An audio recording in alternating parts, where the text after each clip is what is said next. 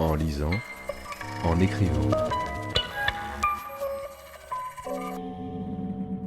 Le podcast de lecture versatile de Pierre Ménard.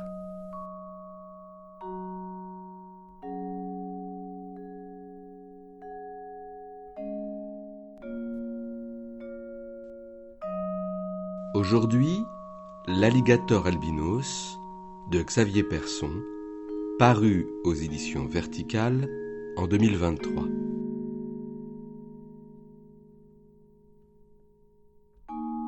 Récit personnel sur une histoire familiale complexe, ce livre est traversé de réflexions sur l'état du monde, le dérèglement climatique dont l'auteur décrit les signes inquiétants, de références à de nombreux auteurs et artistes dont il fait résonner les pensées en écho, comme celle de Walter Benjamin, pour transformer intellectuellement ce qui a déjà eu lieu avec la rapidité et l'intensité du rêve, afin de faire l'expérience, sous la forme du monde éveillé, du présent auquel chaque rêve renvoie en dernière analyse. Ce récit intime et mélancolique tente de faire le deuil du monde d'avant. Composé de fragments dont les sauts dans le temps et l'espace nous donnent le vertige, il nous révèle comment les douleurs personnelles se juxtaposent aux souffrances universelles. Aujourd'hui, 24 février 2021, je me résous à sortir affronter le soleil estival avant l'heure du couvre-feu imposé par la pandémie. Des jeunes gens en t-shirt amassés sur un trottoir boivent des bières dans des gobelets en plastique.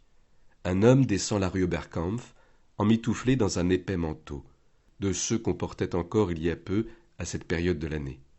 Son nez rouge de clown m'intrigue, une candeur dans son regard, quelque chose d'exagéré dans son sourire dont je m'aperçois, en le croisant, qu'il est dessiné sur son masque. Puis je discute avec le vendeur de journaux, boulevard Voltaire. La rue algérienne fête les 2 ans du Irak. Que peut-on espérer ? Nous nous le demandons avec le jeune homme. Rentré chez moi, je parcours le monde. Par où commencer ? Quelle nouvelle me donnera du courage ? Un titre annonce « Des éponges sous les glaces antarctiques ». Une forme de vie sédentaire a été trouvée à 900 mètres sous une barrière de glace. Des chercheurs du British Antarctic Survey, après avoir foré, ont découvert des sortes d'éponges. C'était inattendu à une telle profondeur, dépourvues de lumière et de plancton. Très peu d'espèces survivent si loin de la mer libre, seulement les plus mobiles, poissons, vers ou méduses. Les organismes ont été filmés, fixés à un rocher. Comment, à 200 km du front de glace, trouvent-ils de quoi se nourrir ? Des courants d'eau leur apportent des nutriments ? Des proies tirent leur énergie de suintements de méthane et de sulfure d'hydrogène sur le plancher océanique ? Les éponges pourraient tirer avantage de la catastrophe climatique. Déjà, elles remplacent les coraux. Elles résistent aux variations d'acidité. Ces animaux qu'on a longtemps cru être des végétaux montrent de grandes capacités de régénération. La simplicité de leur système nerveux fait leur force. Sans bouche ni anus, ni quelque organe différencié, ils sont constitués de cellules identiques sans agencement fixe. La souplesse de leur squelette minéral explique aussi leur capacité d'adaptation. Leurs œufs sont des larves nageuses. Leur croissance est très lente, surtout dans les océans froids où certaines, atteignant jusqu'à 13 000 ans, figurent parmi les plus vieux organismes vivants du monde. Il aura fallu quelques 600 millions d'années pour que Sapiens naisse de l'éponge. Combien de temps faudra-t-il à celles observées sous l'Arctique, ou à d'autres espèces ayant pu survivre au réchauffement de la mince couche d'oxygène qui nous sépare des étoiles, pour qu'émergent de nouvelles formes de vie, avec des manières de ressentir, de penser ou d'aimer dont nous n'avons pas idée, de vivre seul ou en groupe, de chanter ou se taire, de nager ou se laisser porter en surface de la mer, de s'enfouir dans la terre ou voler dans les airs. Le soir même, je me recroqueville pour trouver le sommeil, me replie, ramène bras et jambes à mon ventre. Trompés par la chaleur précoce, les pinsons du nord commencent à remonter vers les régions de l'ère boréale. Ils s'y reproduiront dans des forêts de résineux, de bouleaux et de saules. Ils se rassemblent pendant l'hiver dans nos contrées. Leurs vols ont lieu la nuit. Des parcelles de forêt leur sont des points de ralliement. Ils s'y regroupent, à l'abri du froid et du vent, pressés par la faim, s'y agglutinent par milliers, parfois par millions. Tous ces oiseaux, d'un coup, ont pu témoigner, ceux qui ont assisté à ces rassemblements, c'est inquiétant. On dirait que quelque chose est en train d'arriver, d'inacceptable. Le vacarme des hordes pépiants est assourdissant lorsqu'ils fouillent les feuilles mortes au pied des hêtres. J'essaye d'imaginer l'ivresse que cela leur procure, à de si fragiles oiseaux, de s'assembler à coups d'ailes dans le ciel nocturne au-dessus des arbres. Puis je me tourne, me presse contre Malika. Je cherche la douceur de sa peau, sa chaleur, et je me confie à son souffle, m'y remets. À mesure que je m'endors, il donne son rythme à ma respiration. Ai-je fini d'écrire ce livre? Cela fera-t-il un livre? Un livre aujourd'hui, pourquoi faire? Mon cœur cogne contre ma poitrine, son accélération désaccordée me réveille la nuit. Cela revient plus fort, plus rapide aussi, le 21 mai 2021. Je me retrouve étendu sur une table d'opération, éclairée par d'énormes lampes au plafond.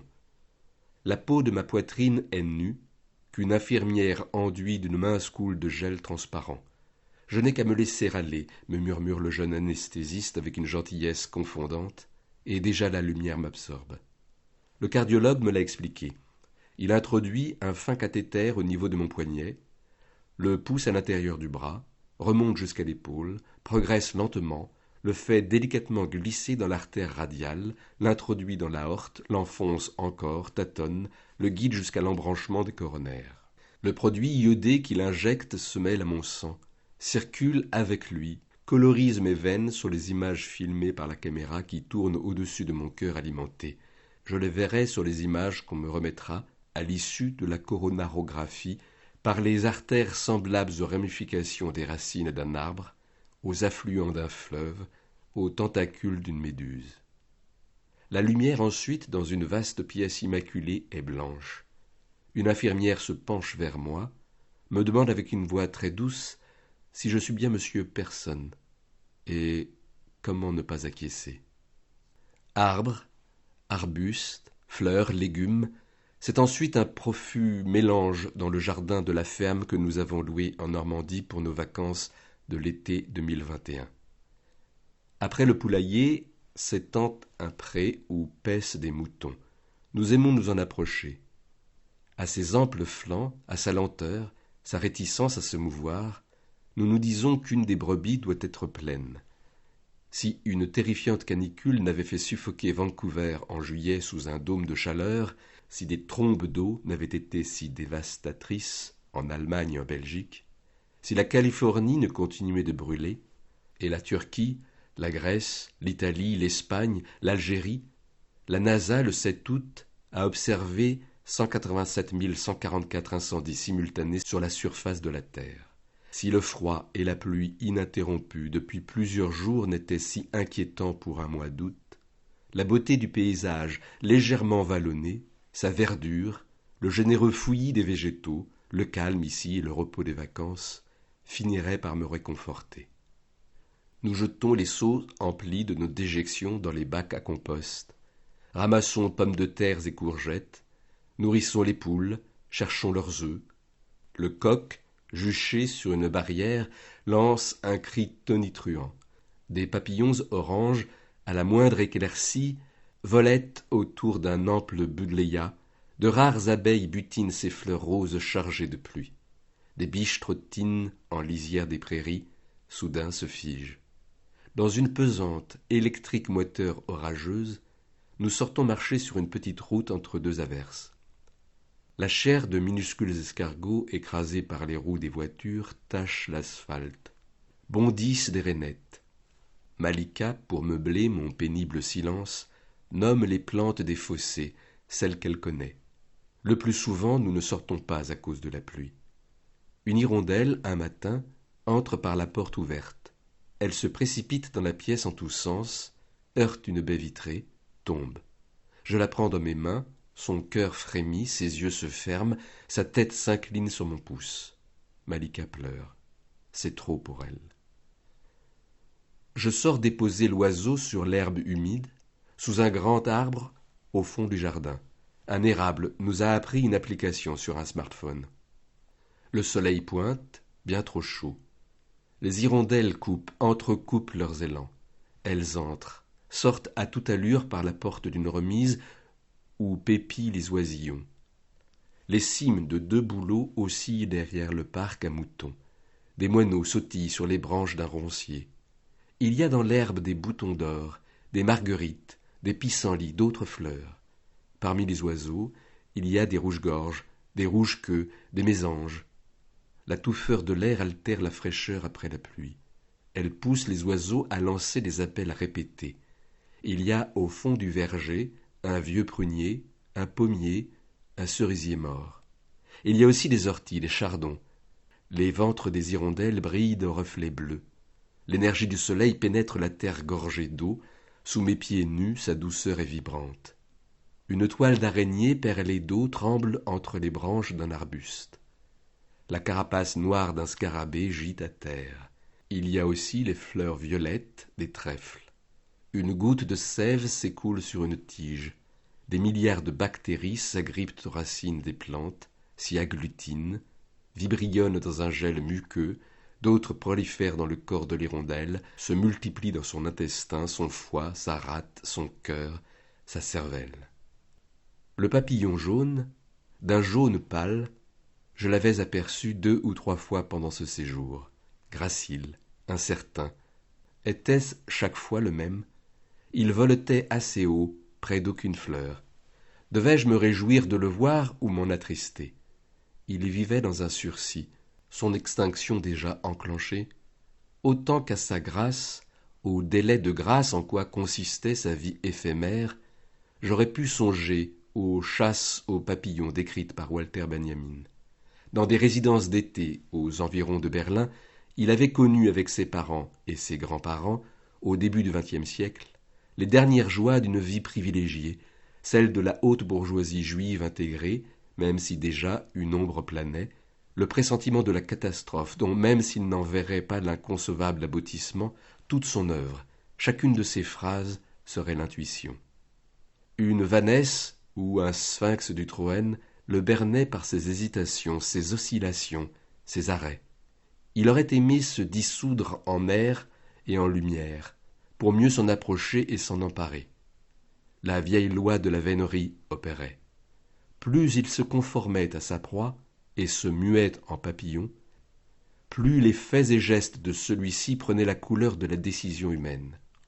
Finalement, il lui semblait que sa prise était le prix à payer pour redevenir lui-même, même si, ajoutait-il, après que les herbes avaient été foulées, les fleurs piétinées, après que le lépidoptère asphyxié à l'éther avait été cloué dans sa boîte de collectionneur avec une épingle à tête colorée, l'esprit de l'insecte mort pénétrait son chasseur. Je ne pensais pas à Benjamin. Le papillon glissait dans l'air, s'élevait. Sa façon de se laisser porter par une légère brise, sa manière furtive d'exister, que pourrais-je en apprendre? De tout le jour, il ne connaîtrait ni la faim, ni la peur. Il y avait sur lui la chaleur du soleil.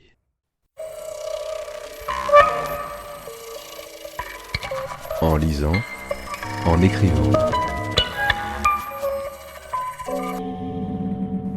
Le podcast de lecture versatile de Pierre Ménard.